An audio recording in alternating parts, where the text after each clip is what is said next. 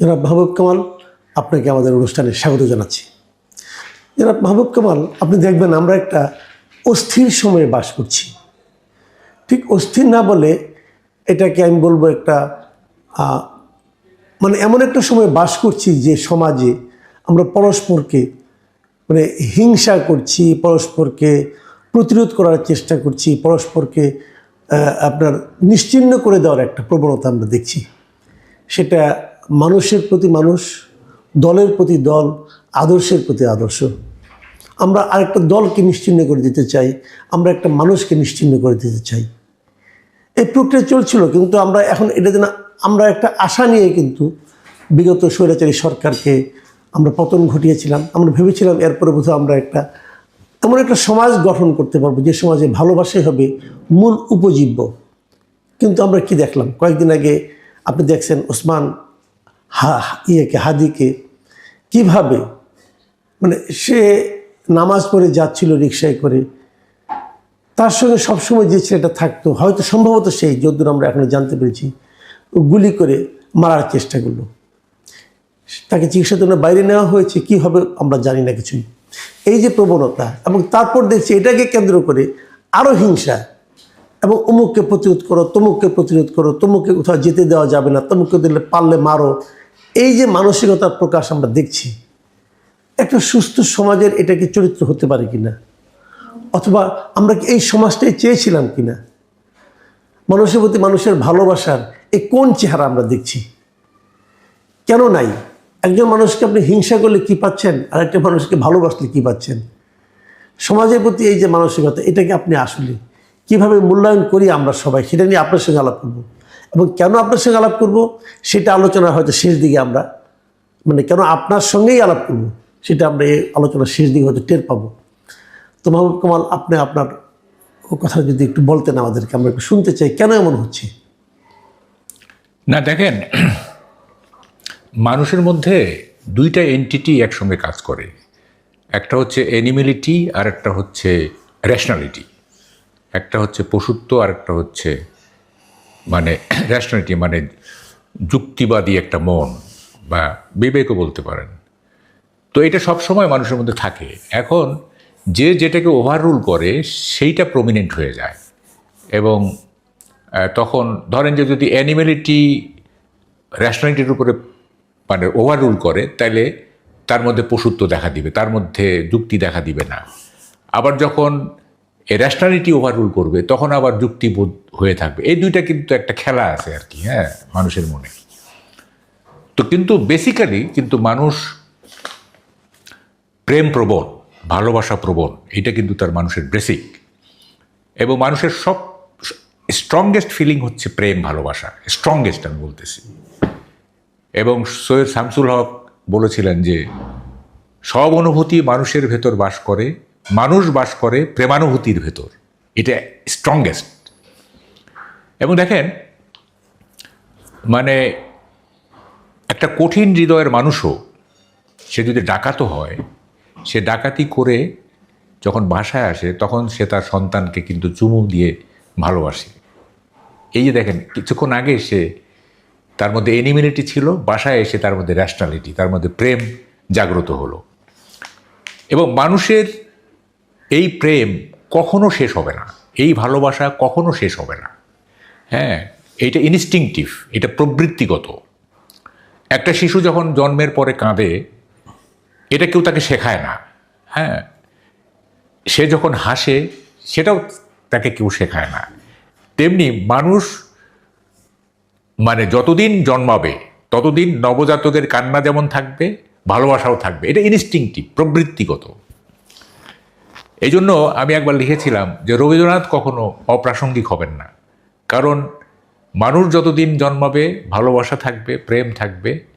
তাই রবীন্দ্রনাথও সবসময় প্রাসঙ্গিক থাকবে, কারণ তার সাহিত্য আপনার প্রেম ভালোবাসা নিয়ে বেশি হয়েছে। এবং দেখেন, ভালোবাসাকে নানাভাবে মানুষ, প্রেমকে নানাভাবে মানুষ। না, আমি আপনার কাছে আসছি, আমি আরেকটু বুঝতে চাচ্ছি। প্রেম ভালোবাসার বিপরীতে প্রতিহিংসা অথবা ক্রোধ অথবা মানে আপনার অন্যকে ধ্বংস করার যে প্রবণতা, এটাও তো আছে। আপনি যে কথাটা বললেন যে সবচেয়ে হিংস্র লোকটাও তার সন্তানকে ভালোবাসে, তার স্ত্রীকে ভালোবাসে, তার পরিবারকে ভালোবাসে। আপনি একটা কথা, আপনি কোনো ভেবেছেন, আমি কিন্তু এটা ভাবার চেষ্টা করেছি। ধরা যাক আমি কথার কথা ধরি যে ওসমান হাদিকে যে ছেলেটা গুলি করলো, আমরা দেখলাম যদি ওই ছেলেটাই হয়, আমি জানি না এখন পর্যন্ত পুলিশ কী পাবে, শেষ পর্যন্ত কি প্রমাণিত হবে। ওই ছেলেটা দেখলাম স্ত্রী, শ্যালক এবং তার বান্ধবীকে ধরা হয়েছে। যদি ওরাই হয় তারও তো একটু পরিবার আছে না, হয়তো তার সন্তানও আছে। তো উনি যখন গুলি করলেন, বলা হচ্ছে সে বাইরে চলে গেছে অথবা যায় নাই, আমি জানি না, হয়তো গিয়েছে অথবা যায়নি। কিন্তু উনি কি একবার ভেবেছেন যে এই কাজটা করার পর আমার এই পরিবারের কি হবে, আমার এই পরিবারের উপর দিয়ে কী যাবে? যদি এরকম সবাই ভাবতো, সবাই যদি অন্যকে ভালোবাসার খুব জরুরি না, যদি তার নিজের পরিবারটাকে ভালোবাসে, তাও তো এই ধরনের হিংসাত্মক কাজ তারা, এই ধরনের ধ্বংসাত্মক অথবা এই ধরনের সহিংস কাজ তারা করতে পারে না। তো এই ভালোবাসার অভাবটা কোথায় আসে? ভালোবাসার অভাবটা কেন তৈরি হয়? আচ্ছা, আপনার এই প্রশ্নের উত্তর দিয়ে এটা ফ্রয়েড খুব ভালো বলছেন। মানুষের মধ্যে মানে দুইটা ইনস্টিংক্ট কাজ করে। আমি তো আগে বললাম যে র্যাশনালিটি এবং অ্যানিমিলিটি। ফ্রয়েড বলতেছেন মানুষের মধ্যে লাইফ ইনস্টিংক্ট, ডেথ ইনস্টিংক্ট দুইটা কাজ করে। লাইফ ইনস্টিংক্ট হচ্ছে মানুষ বেঁচে থাকতে চায়, আর ডেথ ইনস্টিংক্ট হচ্ছে মানুষ বেপরোয়া হয়ে মরতে চায়। আচ্ছা, ঠিক আছে, এটা ফ্রয়েডের ব্যাখ্যা। যেমন মানুষ যখন তার স্বার্থ হাসিলের জন্য বা এই কী বলে যে তার কোনো কিছু অ্যাচিভ করতে চায়, তখন সে এমন হয়ে যেতে পারে, সে আত্মঘাতীও পর্যন্ত হয়ে যেতে পারে। আপনি দেখবেন এই যে সুইসাইড বম্বার যারা, এই যে আফগানিস্তানে আমরা যা দেখছি, পাকিস্তানে দেখছি, এটা কি আত্মঘাতী? তার মানে কি তার মধ্যে একটা ডেথ ইনস্টিংক্ট কাজ করে। হ্যাঁ, এবং এটা পরিবেশ তাকে এই ডেথ ইনস্টিংক্টে নিয়ে যায়। মানুষ কিন্তু জন্মায় নিষ্পাপভাবে, প্রতিটি মানুষই জন্মায় নিষ্পাপভাবে। পরিবেশ এবং পরিবেশের মধ্য থেকে যখন তার মধ্যে এক ধরনের সেলফ ইন্টারেস্ট দেখা দেয়, ব্যক্তি স্বার্থ দেখা যায়, যে ব্যক্তি স্বার্থটা কখনো কখনো গোষ্ঠী স্বার্থে রূপান্তরিত হয়, তখন তার মধ্যে ডেথ ইনস্টিংক্ট মানে জেগে উঠতে পারে। হ্যাঁ, এবং আবার একটা ব্যাপার আছে যে স্পার অফ দ্য মোমেন্ট যেটাকে বলে, মুহূর্তের অনুপ্রেরণা, তখন কিন্তু তার হিতাহিত জ্ঞান থাকে না। যেমন ধরেন আপনি কতগুলি জিনিস কিন্তু মানুষ ইনস্ট্যান্টলি রিয়্যাক্ট করে, কখনো ভাবে না। যেমন আপনি একটা সাপ দেখলেন, আপনাকে কেউ বলবে না যে তুমি পিছনে, আপনি অটোমেটিক দৌড়ে পালাবেন। এখানে কেউ বলবে না যে আপনাকে, বা আপনার চিন্তা করার কোনো অবকাশ নাই। কিংবা ধরেন একটা রিক্সাওয়ালা আপনার সাথে মিসবিহেভ করলো, বা একটা লোক মিসবিহেভ করলো, আপনি তাকে থাপ্পড়টা মারতেছেন, ওইটা স্পার অফ দ্য মোমেন্ট।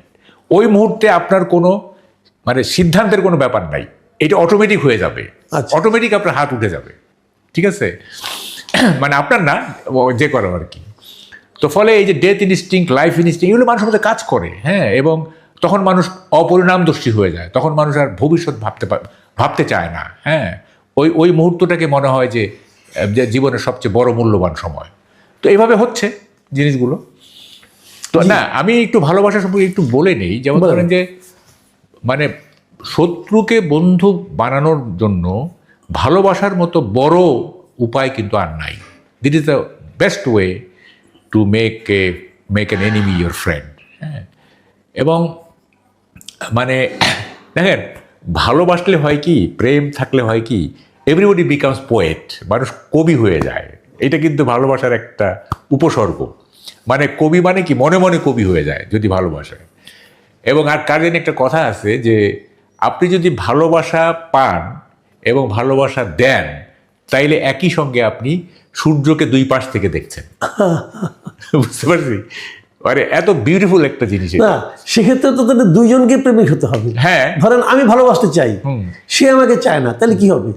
ও, এটা তো ধরেন যে এটা আপনার ওয়ান সাইডেড হয়ে গেল না। এইখানেও কিন্তু কবিত্ব জাগার একটা ব্যাপার আছে, সেটা বিরহের কবিতা। হ্যাঁ, একটা তো হচ্ছে রোমান্টিসিজমের কবিতা, আর একটা হচ্ছে বিরহের কবিতা। আচ্ছা, আমি কি বলে যে তাকে চাইলাম কিন্তু পাইলাম না। আবার বিরহের মধ্যে কিন্তু একটা মিলনের ব্যাপার থাকে। যেমন কবি আবুল হাসানের একটা কবিতার লাইন আছে, মানুষ যদিও বিরহকামী, মিলনই তার মৌলিক। আসলে মিলনটাই তার মৌলিক, বিরহটা সাময়িক। হ্যাঁ, সেই মিলনটা আপনি যে একেবারে দৈহিক মিলন হতে হবে তা না, এটা একটি স্পিরিচুয়াল মিলন হয়ে যায় আলটিমেটলি।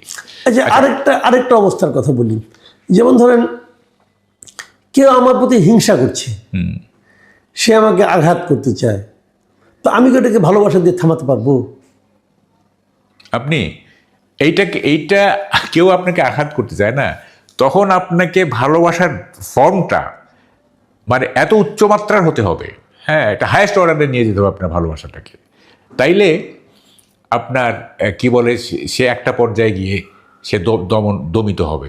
দেখেন, ওই যে চারু মজুমদারের একটা কথা আছে, এই যে নকশালবাড়ি আন্দোলনের নেতা ছিলেন, উনি বলছিলেন যে এই হাত যার পিঠে একবার পড়েছে সে আর কখনো ফিরে যেতে পারে না, এত শক্তিশালী তার সেই হাত। হ্যাঁ, তো আপনার প্রকাশটা যদি সত্যি সত্যি স্ট্রং হয়, তাইলে পরাস্ত হতে বাধ্য না। তাহলে আমি আবার সেই বাস্তব উদাহরণে আসছি, যে হাদিকে যে গুলিগুলো, সে তো হাদির পাশেই বসে থাকতো সবসময়, হাদি তাকে তো বুকে টেনে নিয়েছিল না। তাহলে কেন হলো এটা? না, এখানে তো আপনার কনফ্লিক্ট, হাদি এনে কি করতে পারতো? এখানে কিছু করার নাই, কারণ ওইটা তো ধরেন যে অতি অল্প সময়ের মধ্যে ঘটে গেছে। হ্যাঁ, অতি অল্প সময়। এইখানে তো হাদির তাকে জয় করার কোনো প্রশ্নই ছিল না। প্রশ্ন থাকতে হবে তো, জয় করার প্রশ্ন থাকতে হবে। আমি বলতেছি ধরেন একজন লোক আপনার সাথে দীর্ঘদিন ধরে শত্রুতা করে আসতেছে, হ্যাঁ, তো আপনি তাকে জয় করতে পারেন, তাকে মানে কি ভালোবেসে। এবং শুনেন, ভালোবাসলে হবে না, ভালোবাসার প্রকাশটা সবচেয়ে বড় জরুরি। প্রকাশটা ঠিক মতো হচ্ছে কিনা। আপনি মনে মনে ভালোবাসলেন, এটার কোনো মূল্য নাই। যাই হোক, এখন আমরা একটু অন্য বলি, যে ভালোবাসাটা বা প্রেম যেটা, হ্যাঁ, দেখেন প্রেম কিন্তু নানা রকমের আছে। যেমন ধরেন যে সৃষ্টিকর্তার প্রতি প্রেম, তারপর প্রকৃতির প্রতি প্রেম, জি, তারপরে ধরেন যে পশুর প্রতি প্রেম, এগুলো কিন্তু মানে আছে। হ্যাঁ, আছে। এখন ধরেন যে প্রকৃতির প্রতি প্রেম আছে বলেই আমরা সমুদ্র দেখতে যাই, পাহাড় দেখতে যাই, আমরা বনাঞ্চলে ঘুরে বেড়াই, বিভিন্ন দেশ ঘুরতে যাই বিভিন্ন প্রাকৃতিক দৃশ্য দেখার জন্য।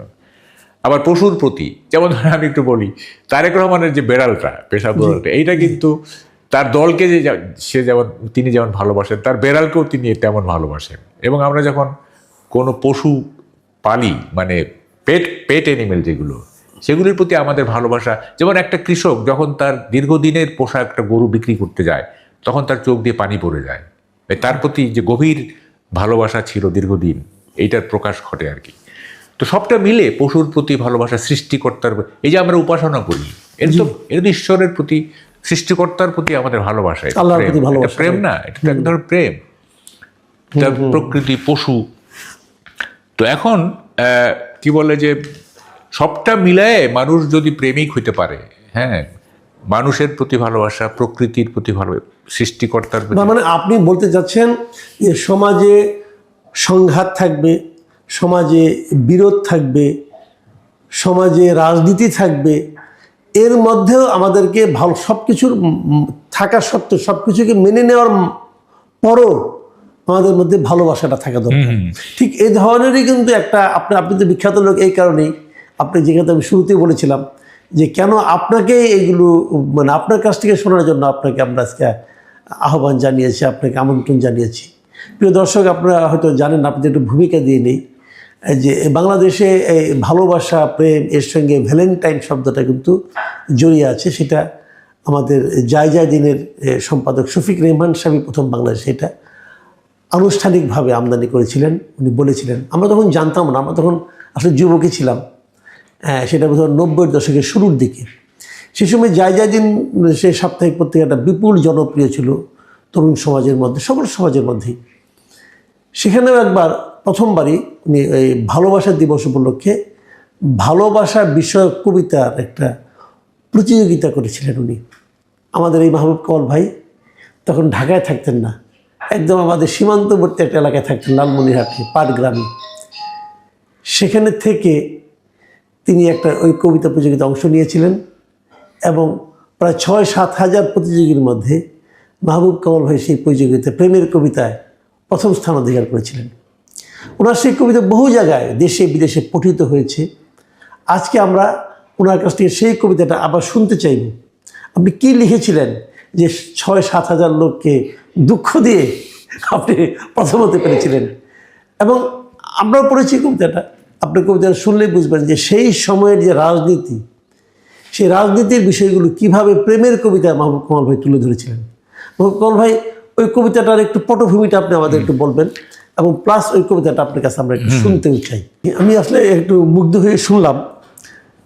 প্রিয় দর্শক, আমি ওই সময়ের ছেলে, 93 সালে আমি পূর্ণ যুবক, এবং ওই সময় কী হয়েছে আমি এটা জানি, আমি মিলিয়ে নিচ্ছিলাম। এই কবিতাটা যদি মাহবুব কামাল ভাই এখন লিখতেন তাহলে হয়তো আরও অনেক নতুন নতুন উপমা এখানে যুক্ত হতো, কিন্তু মূল যে ভাবটা, মূল যে মানুষের, রাজনীতিবিদের তাদের যে চারিত্রিক বৈশিষ্ট্যটা, সেটা কিন্তু একই রয়ে গেছে। তখন চতুর্থ সংশোধনী ছিল, তারপর সংশোধনী আরও বেড়েছে, এবং প্রতিটা কিন্তু একইভাবে বেড়েছে। এগুলো চলছে আমাদের সমাজে। আপনারাও আপনাদের কথা ভাবুন, এই সময়ের কথা ভাবুন, এবং এই সময় যদি আপনাকে একটা ভালোবাসার চিঠি লিখতে বলা হয়, কবিতা লিখতে বলা হয়, প্রবন্ধ লিখতে বলা হয়, অবধারিতভাবে সেখানে কিন্তু এই জটিলতাগুলো চলে আসবে অনুষঙ্গ হিসেবে। মাহবুব কামাল ভাই, আপনাকে অনেক ধন্যবাদ। আমি আপনাকে আর নতুন করে কী বলবো, এই কবিতাটার আমরাও মুগ্ধ পাঠক, আমরাও মুগ্ধ শ্রোতা। কবিতাটা এই চিঠির আমাদের দর্শকরাও নিশ্চিত তাদের মনে এই চিঠিটা থাকবে। প্রিয় দর্শক, আপনারা ভালো থাকবেন। আমরা মাহবুব কামাল ভাইয়ের সঙ্গে আবারও মিলিত হব, আবার নতুন ধরনের বিষয় নিয়ে। আমরা তো সবসময় রাজনীতি নিয়েই কথা বলি, তার বাইরেও যে কিছু বিষয় আছে আমাদের জীবনে, সেগুলো মাঝে মাঝে আমাদের এখানে উঠে আসবে। সম্ভবত মাহবুব কামাল ভাই সেই নতুন ধারার সূচনা করবেন আমাদের সঙ্গে। আপনি ভালো থাকবেন। এখন এই পর্যন্তই। আল্লাহ হাফিজ।